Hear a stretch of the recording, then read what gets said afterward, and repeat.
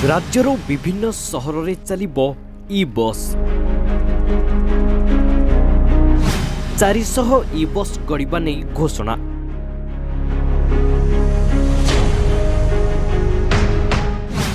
नवीन को अधूरा काम को पूर्ण करुछंती मोहन।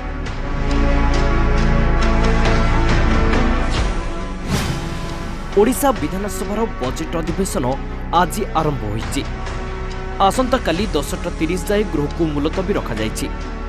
एने घोषणा करिसंती बाचस्पति मोहन। सरकार को एही द्वितीय बजेट रे विरोधी विभिन्न प्रसंग उठाई शासक दल को घेरी पारती। हेले एहा पूर्वरु मोहन सरकार सहरांचल रे गमनागमन व्यवस्था को सुदृढ़ करने को निष्पत्ति नेइछंती। सेथिपाई सरकार को नुआ योजना अर्बन मोबिलिटी आरंभ करिसंती। तेबे एही योजना रे भुवनेश्वर पाई 150 टी ई बस एवं 8टी अतिरिक्त सहर को मो बस सेवा मिलिबा सह अन्यपटे प्रधानमंत्री ई बस सेवा योजना अधीन रे राज्यर विभिन्न सहर रे 400 टी ई बस नियोजित कराजिबो बोली सरकार घोषणा करिसंती।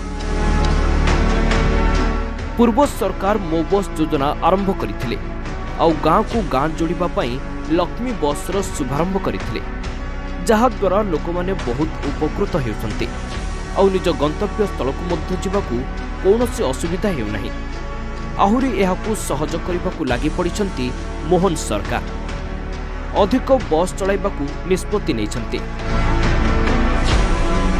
एहा द्वारा संयोगीकरण वृद्धि, परिवेश प्रभाव ह्रास हेबा सह सहरांचल रे परिवर्तन आनिबा नै सरकार आशा रखिछंती।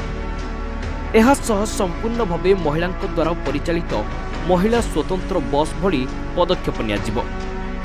महिलांक सुरक्षा एवं सशक्तिकरण उपरे गुरुत्व आरोप करुछंती सरकार। ब्यूरो रिपोर्ट दिनांक टीवी।